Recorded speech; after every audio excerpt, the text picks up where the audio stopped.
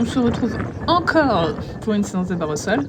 Oui, en ce moment, le juju, il en bouffe. L'exercice que je vais vous présenter aujourd'hui, c'est un chouïa moins classique que les autres, mais je le tiens d'un stage avec Thibaut Fournier de 2018. Ouais, Juju n'était même pas né, et mon Dieu que je suis vieille.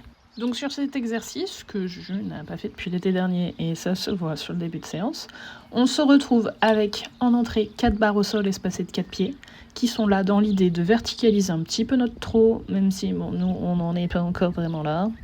Puis un petit espace qui nous servira à ajouter moult transitions ultérieurement, avant d'aborder à nouveau 4 barres au sol, cette fois-ci espacées de 6 pieds, donc dans l'idée d'allonger la foulée.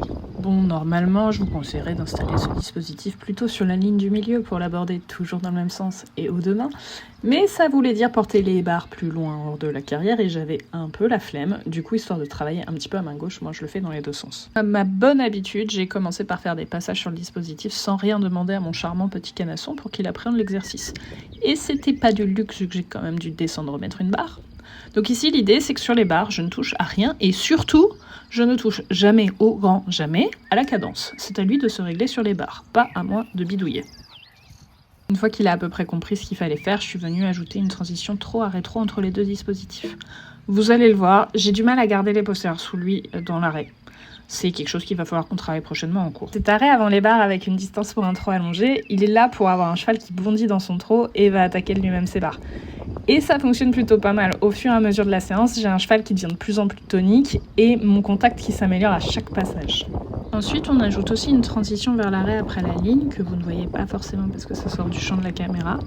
L'idée, ce n'était pas qu'il court trop sur la deuxième partie de la ligne non plus. Tonique, mais pas précipité. Et oui, entre les passages, je m'amuse un petit peu au galop avec des changements de pied, parce qu'il faut bien changer un peu les idées. Et je termine la séance en faisant quelques passages dans l'autre sens, en demandant un arrêt entre les deux parties de la ligne également. Là, j'avais un cheval super disponible sous ma selle, j'étais vraiment contente. Il faudrait vraiment que je me motive à installer cet exercice plus souvent, parce qu'il nous fait beaucoup de bien à tous les deux. Même si y a 8 barres à porter pour installer et puis ranger ce dispositif.